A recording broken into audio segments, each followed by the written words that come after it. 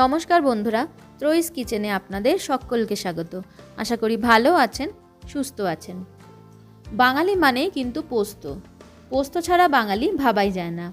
আমার আজকের রেসিপি প্রায় সকল বাঙালির প্রিয়, সেই পোস্ত, আলু পোস্ত। আমি বাড়িতে ঠিক যেভাবে একদম ভাজা ভাজা আলু পোস্ত বানিয়ে থাকি সেটাই দেখাবো। তাহলে চলুন দেখে নেওয়া যাক। পোস্ত বানাবার জন্য আমি এখানে একটা ব্লেন্ডিং জারে 4 টেবিল স্পুন পোস্ত নিয়েছি। পোস্তটাকে প্রথমে বেটে নেব। তার জন্য শুকনো অবস্থাতেই ঘুরিয়ে পোস্তর গুঁড়ো তৈরি করে নিয়েছিলাম। এরপরে পরিমাণ মতন জল আর 2টো কাঁচা লঙ্কা দিয়ে পোস্তর পেস্ট বানিয়ে নিয়েছি। আমি এই পদ্ধতিতেই বাড়িতে পোস্ত বেটে থাকি। এরপরে একটা কড়াইতে 2 টেবিল স্পুন সর্ষের তেল দিয়ে দিলাম। তেলটা গরম হয়ে গেলে দিয়ে দেব আগে থাকতে কেটে রাখা আলু। আমি এখানে 4টে বড় সাইজের আলুকে কেটে নিয়েছি। আলু পোস্তর আলু কিভাবে কাটতে হয় তা কিন্তু আমরা প্রায় সকলেই জানি, তবুও একবার দেখিয়ে দিচ্ছি। ছোট ছোট কিউব করে কেটে নিয়েছি। প্রথমে আলুগুলোকে ভেজে নেব, তবে আলুগুলোকে দেওয়ার সাথে সাথেই 1 টিস্পুন বা স্বাদ অনুযায়ী লবণ দিলাম।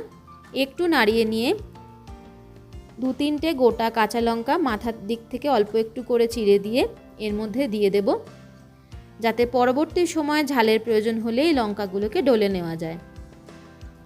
এরপরে 2 থেকে 3 মিনিট হাই ফ্লেমেই আলুগুলোকে ভেজে নেব। 2 থেকে 3 মিনিট ভাজার পর দেখুন আলুগুলো কীরকম ভাজা হয়েছে, একদম হালকা করে ভাজা হয়েছে। এরপরে দিয়ে দিচ্ছি 1.5 কাপ পরিমাণে জল। জল দিয়ে একটু নাড়িয়ে মিক্স করে নিয়ে মিনিট 5 জন্য লো হিটে ঢাকা দিয়ে রেখে দেব। 5 মিনিট পর ফিরে এসেছি। দেখে নিই আলুগুলো সেদ্ধ হয়েছে কি। একবার চেক করে নিচ্ছি, হ্যাঁ আলুগুলো পারফেক্টলি সেদ্ধ হয়ে গেছে। এই সময় ওপর থেকে দিয়ে দেব পোস্ত ও কাঁচা লঙ্কার পেস্ট।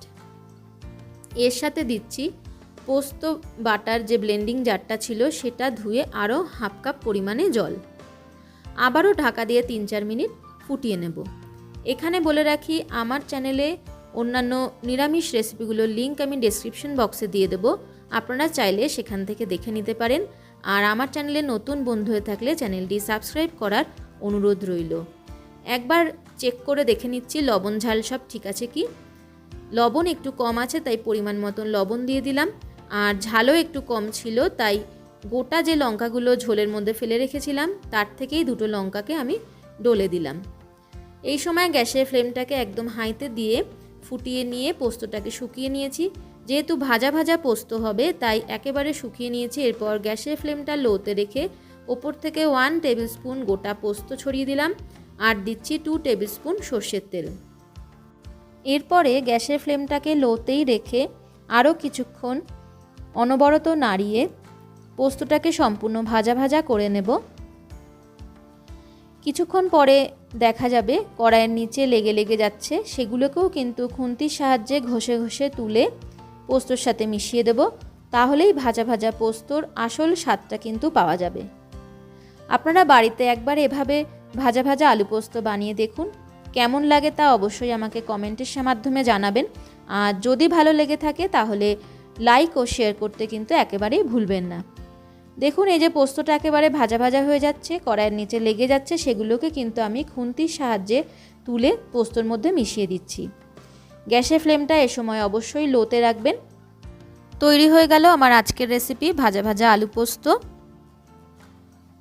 আজকের মতন এ পর্যন্তই। দেখা হবে খুবই শীঘ্রই নতুন কোনো রেসিপি নিয়ে আপনাদের সঙ্গে। ভালো থাকবেন, সুস্থ থাকবেন। নমস্কার।